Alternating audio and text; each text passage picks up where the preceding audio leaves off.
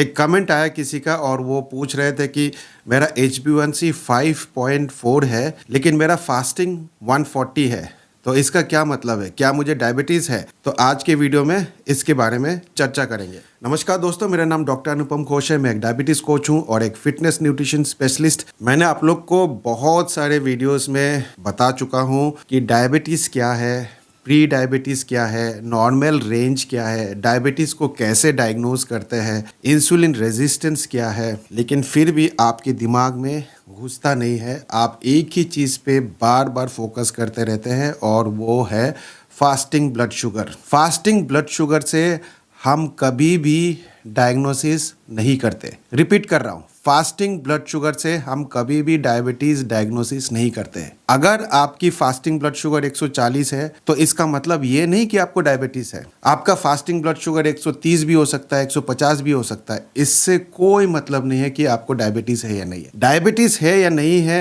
एकमात्र टेस्ट होता है और वो है HbA1c। दिमाग में बिठा लीजिए, HbA1c एकमात्र ऐसा टेस्ट है जिससे कि हम डायग्नोसिस करते हैं। ना तो हम फास्टिंग ब्लड शुगर से डायग्नोसिस करते हैं और ना ही PP ब्लड शुगर से। लेकिन आप लोग के दिमाग में घुसता नहीं है। क्यों नहीं घुसता है वो भी बताऊंगा आज। वो इसीलिए नहीं घुसता है क्योंकि कुछ डॉक्टर्स और कुछ बुद्धिजीवी लोग जो अपने आप को डॉक्टर मानते हैं लेकिन वो डॉक्टर होते नहीं है। आप लोग एक चीज समझ लीजिए, कोई भी YouTube में सूट और बूट लगा के आने से वो डॉक्टर नहीं बन जाता है। पहले उसकी क्वालिफिकेशन, उसकी क्रेडेंशियल, वो सारे चीज पता करिए। ज्यादातर लोग मुझे डॉक्टर मानते ही नहीं है क्योंकि मैं टी शर्ट में आ जाता हूँ, एक प्रोफेशनल लुक नहीं होती है, टाई और सूट लगा के नहीं आता हूँ, तो आप लोग मुझे डॉक्टर ही नहीं मानते। लेकिन actually I am a qualified MBBS doctor. Suit boot लगाने से कोई डॉक्टर नहीं बन जाता है। यूट्यूब में आजकल हजारों लोग टाई लगा के, सूट लगा के वीडियोस बना रहे हैं, लेकिन वो डॉक्टर नहीं है। और डॉक्टर भी है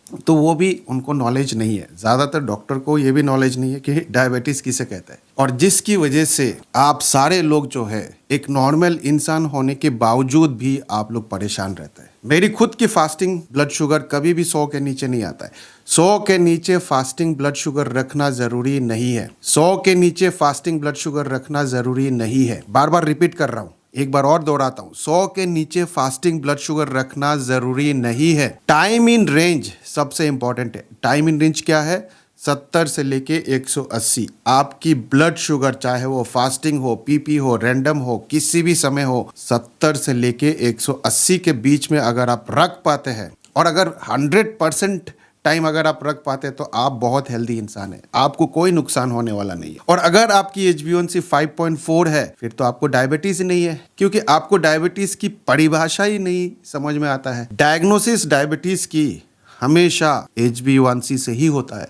अगर आपका HbA1c 6.5 के नीचे है तो आपको डायबिटीज नहीं है। अगर आपका HbA1c 5.8 से लेके 6.4 तक है तो आपको प्री डायबिटीज है, डायबिटीज नहीं है वो भी। और अगर 5.8 के नीचे है तो आपको डायबिटीज है ही नहीं। आपकी फास्टिंग ज्यादा हो सकता है, बहुत सारे कारण है। डॉन फिनोमिना है, इंसुलिन रेजिस्टेंस है, हाई कार्ब डाइट लिया आपने, रात को प्रोटीन कम लिया है, रात को नींद नहीं आया आपको ठीक से, आपको स्ट्रेस है, इन्फेक्शन हो गया, आपको इन्फ्लामेशन हो गया है, और दूसरी कोमोर्बिडिटी है। 1000 रीजन हो सकता है आपके फास्टिंग ब्लड शुगर ज्यादा आने का, लेकिन उसका मतलब ये नहीं कि आपको डायबिटीज है। अगर आपकी HbA1c 5.4 है तो आपको डायबिटीज नहीं। अगर आपकी HbA1c 6.5 के नीचे है तो आपको डायबिटीज नहीं। दिमाग में बिठा लीजिए, 100 के नीचे फास्टिंग ब्लड शुगर रखना जरूरी नहीं है। ये क्यों लोग कहते हैं और कौन लोग कहते हैं ये समझना आपको बहुत जरूरी है। ये ज्यादातर डॉक्टर आपको कहेंगे कि 100 के नीचे आपको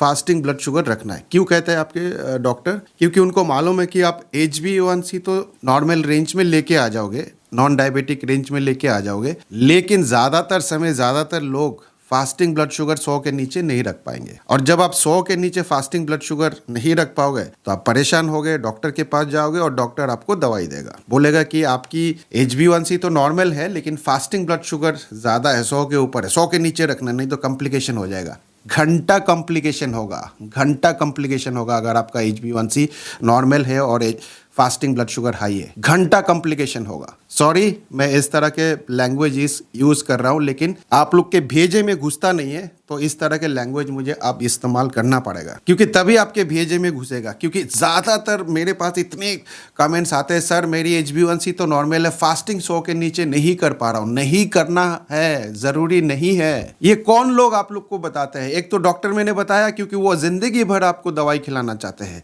और दूसरी लोग कौन है? दूसरी लोग है वो फूड कंपनी। बहुत सारे फूड कंपनी भी आजकल इस तरह के वीडियोस बनाते हैं, और वो कहते हैं कि 100 के नीचे आपको फास्टिंग इंसुलिन रखना है। क्यों कहते हैं 100 के नीचे रखना है आपको फास्टिंग इंसुलिन? ताकि आप गोली खाते रहे, सप्लीमेंट गोली खाते रहे। कौन सी सप्लीमेंट की गोली देंगे? बेसिक्स, रिवर्सोल, एंटी फ्लेम। क्या बोलेंगे कि अगर आप ये गोली नहीं खाएंगे तो आपकी शुगर ठीक नहीं होगा, आपकी फास्टिंग ठीक नहीं होगा। आपको न्यूट्रिशन की डेफिशिएंसी है तो बेसिक खा लो, रिवर्स करनी है तो ये ले लो, अगर सेक्सुअल प्रॉब्लम है तो ये गोली ले लो, अगर बॉडी में इन्फ्लेमेशन है तो ये गोली खा लो। मतलब आपको क्या करेंगे कि आपको बोलेंगे कि एलोपैथी दवाई से नुकसान होता है और आप हमारा सप्लीमेंट ले लीजिए, उससे आपको फायदा होगा। सप्लीमेंट के भी साइड इफेक्ट होते हैं, मैं आपको बता दूं, सप्लीमेंट के भी साइड इफेक्ट होते हैं, और सप्लीमेंट के ज्यादा साइड इफेक्ट होते हैं, क्योंकि वो सप्लीमेंट जो है इसकी कोई क्लिनिकल ट्रायल नहीं होता है। आज मैं चाहूंगा तो मैं भी एक सप्लीमेंट कंपनी खोल के बैठ जाऊंगा, इसकी कोई रेगुलेशन नहीं है, कोई क्लिनिकल ट्रायल की जरूरत नहीं होती है। एलोपैथी दवाई फिर भी क्लिनिकल ट्रायल के बाद आता है। एलोपैथी दवाई में साइड इफेक्ट होते हैं, इसमें कोई शक नहीं है, लेकिन साइड इफेक्ट अगर बहुत ज़्यादा होगा और बेनिफिट कम होगा तो वो दवाई लॉन्च ही नहीं किया जाता है मार्केट में। लेकिन सप्लीमेंट का कोई टेस्ट नहीं है, कोई रैंडमाइज कंट्रोल ट्रायल नहीं, कोई मेटा एनालिसिस नहीं, कोई सिस्टमेटिक रिव्यूज नहीं, कुछ भी नहीं होता है। वो ज़्यादा खतरनाक है। और अगर आपको सप्लीमेंट लेना भी है तो हमेशा एक डॉक्टर की सलाह पे ही लीजिए। डॉक्टर की सलाह के बिना सप्लीमेंट बिल्कुल भी मत लीजिए। लेकिन प्रॉब्लम क्या है हमारे देश में, ये जितने भी सप्लीमेंट कंपनी है, फूड कंपनी है, इन्होंने खुद ही अपने डॉक्टर बिठा रखा है। तो जो डॉक्टर उसी सप्लीमेंट कंपनी के लिए काम कर रहे हैं वो तो वही रिकमेंड करेगा ना, वो वही रिकमेंड करेगा। आपको किसी एक ऐसे डॉक्टर से सलाह लेनी चाहिए जो किसी फार्मा कंपनी, किसी फूड कंपनी के साथ एसोसिएटेड नहीं है, वो आपको जेन्युइन प्रोडक्ट रिकमेंड करेगा। तो सप्लीमेंट की रिक्वायरमेंट सबको नहीं होती है। मैं ये नहीं कह रहा कि सप्लीमेंट खराब है, मैं ये नहीं कह रहा कि दवाई खराब है, लेकिन दवाई सबको नहीं चाहिए, सप्लीमेंट सबको नहीं चाहिए। जिसको जरूरत होती है उसको हम खुद ही रिकमेंड करते हैं। अगर आपकी बॉडी में कैल्शियम की कमी है तो हम रिकमेंड करेंगे कैल्शियम की सप्लीमेंट। बॉडी में विटामिन डी की डेफिशिएंसी हम रिकमेंड करेंगे। मैग्नीशियम पोटेशियम की कमी है तो हम रिकमेंड करेंगे, लेकिन एक डॉक्टर ही रिकमेंड कर सकता है और जरूरत पड़ने पर ही रिकमेंड किया जाता है। सप्लीमेंट, हर चीज में सप्लीमेंट। बॉडी में इन्फ्लेमेशन हो गई तो एंटी फ्लेम खा लो, इन्फ्लेमेशन खत्म हो जाएगा, ऐसा होता है। गोली खाने से नहीं समाधान है। इस बात को आप लोग समझिए और फास्टिंग के पीछे मत भागिए। फास्टिंग ब्लड शुगर 140 भी रहेगा तो कोई दिक्कत नहीं है। आपकी HbA1c नॉर्मल है, 6.5 के नीचे है तो आपको दिक्कत नहीं है। आपको दिक्कत तब आएगी जब आपकी इंसुलिन बहुत ज्यादा होगा। अगर आपको इंसुलिन रेजिस्टेंस होगा और अगर आपकी HbA1c कम भी है तो भी आपको हार्ट अटैक हो सकता है। इंसुलिन रेजिस्टेंस पे फोकस करिए। इस पे डिटेल्ड वीडियो मैंने बना रखा है। अगर आप लोगों ने इंसुलिन रेजिस्टेंस के ऊपर वीडियो नहीं देखा है तो मेरे चैनल में जाइए और सर्च करिए और इंसुलिन रेजिस्टेंस के ऊपर वीडियो देखिए कि इंसुलिन रेजिस्टेंस किसे कहते हैं, डायबिटीज किसे कहते हैं, दोनों में क्या अंतर है। अगर आपको इंसुलिन रेजिस्टेंस है तो आपको ज़्यादा प्रॉब्लम है। आपको एथेरोस्क्लेरोसिस हो सकता है, आपको हार्ट अटैक हो सकता है, आपको स्ट्रोक हो सकता है, आपको किडनी फेलियर हो सकता है। इंसुलिन रेजिस्टेंस की वजह से सारे प्रॉब्लम है, ना कि डायबिटीज़ की वजह से। अगर आपकी HbA1c नॉर्मल भी रहेगा लेकिन आपको इंसुलिन रेजिस्टेंस है, आपकी फास्टिंग इंसुलिन बहुत ज़्यादा है तो आपको दिक्कत है। अगर आपकी फास्टिंग 140 है और HbA1c 5.4 है और इंसुलिन रेजिस्टेंस नहीं है तो कोई प्रॉब्लम नहीं, आप बिल्कुल नॉर्मल है। फास्टिंग ब्लड शुगर से डायग्नोसिस नहीं होता है और fasting blood sugar is irrelevant. This is the latest science, this is the latest guideline. और बहुत जल्दी ऐसे गाइडलाइन भी आ जाएंगे जहां पे आपको बोला जाएगा कि टाइम इन रेंज ज़्यादा इंपॉर्टेंट है। 70 से लेके 180, चाहे वो फास्टिंग हो, PP हो या फिर रैंडम ब्लड शुगर। बहुत सारे लोग अपना पूरा दिन बर्बाद कर लेते हैं सोच के कि मेरी HbA1c ठीक है, लेकिन फिर भी वो परेशान रहते हैं कि उनकी फास्टिंग कम क्यों नहीं आ रहा है। फास्टिंग कम करने की ज़रूरत नहीं है। मेरा खुद का फास्टिंग कम नहीं होता है। I am a healthy person, I don't take any medicine.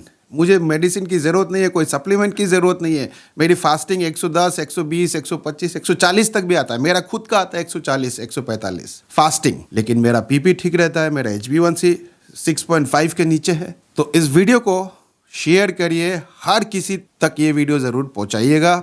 इस वीडियो को वायरल करिए, वायरल करना आपका काम है, नहीं तो हर बंदा जो है वो कभी खुश नहीं रहेगा। भले ही उसका HbA1c 5.4 होने के बाद भी वो खुश नहीं रहेगा। खुश रहना सीखिए, और आपके वीडियो शेयर करने से किसी और को खुशी मिल सकती है, तो वीडियो को शेयर करना ना भूलें। भले ही इस वीडियो को लाइक करें ना करें, सब्सक्राइब करें ना करे, कोई फर्क नहीं पड़ता है। मत लाइक करो, मत सब्सक्राइब करो, लेकिन वीडियो शेयर जरूर करो, ताकि कोई दूसरा इंसान जिसको आप शेयर करोगे वो थोड़ा सा खुशी महसूस कर सके, अपने आप को हेल्दी महसूस कर सके। अगर आपकी HbA1c 6.5 के नीचे है तो आपको डायबिटीज नहीं है। भले ही आपकी फास्टिंग ब्लड शुगर ज़्यादा क्यों ना हो, 140, 145, 130 क्यों ना हो, कोई प्रॉब्लम नहीं है। टाइम इन रेंज में होना बहुत ज़रूरी है, 70 से लेके 180 तक। तो उम्मीद करता हूँ इस वीडियो से भी आपने कुछ ना कुछ अच्छा सीखा होगा। मैं मिलूंगा आप लोगों से एक नए वीडियो के साथ। तब तक स्वस्थ रहे, मस्त रहे। इस वीडियो को देखने के लिए आप सबका बहुत बहुत धन्यवाद।